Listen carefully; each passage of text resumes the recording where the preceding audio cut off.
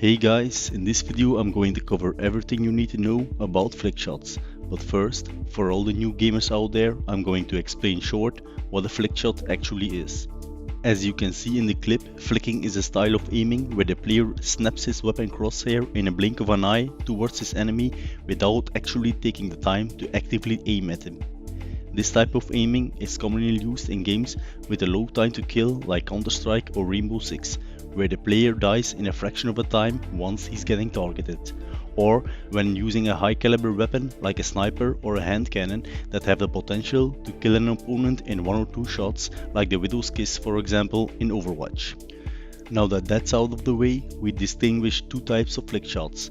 The first type is called a macro flick, where your crosshair has to cover a considerable amount of distance before landing on your opponent's head. This type of shot should only be used when the situation asks for it, like when an enemy pops out of nowhere taking you by surprise, or you're in a high pressure situation and don't have the time to line up your shot properly. The reason for this is pretty straightforward. As the distance between your crosshair and the enemy player becomes larger, so will the mouse swipe you need to perform for correcting this.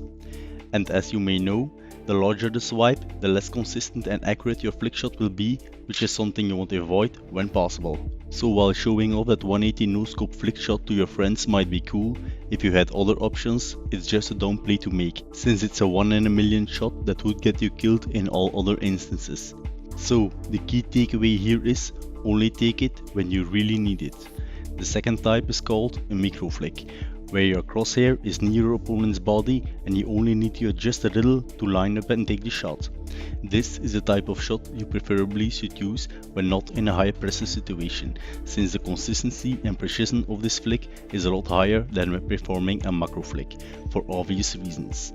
But if you want to maximize the frequency you can line up these shots, you need to master 2 other skills. One of them is called Crosshair Placement, which is a hard but very important skill to master and is overall underestimated by a lot of players.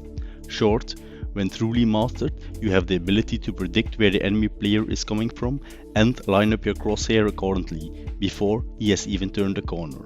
And when he does, you only need to click or adjust a little bit to bang his brains out. It's a product of numerous hours of extensive training, acquiring map knowledge and gaining game sense, and therefore the hardest but probably one of the most important skills to acquire in games like CSGO or Rainbow Six. I don't have to say that this goes a lot further than just placing your crosshair at head height when turning a corner. But I will cover the art of crosshair placement in another tutorial, since this goes way further than the scope of this video. The other skill you need, if I may call it so, is a split second of patience and, at least for a bit, the ability to track your enemy's movement. This is especially important in games with a higher time to kill like Overwatch or Apex Legends, since flicking in those games is usually performed when having a higher caliber but rather slow rate of fire weapon. You better make it count. That's why taking a second at a time lining up your crosshair with the enemy's movement is the preferable way to aim when the circumstances are in your favor, maximizing the critical hit chance.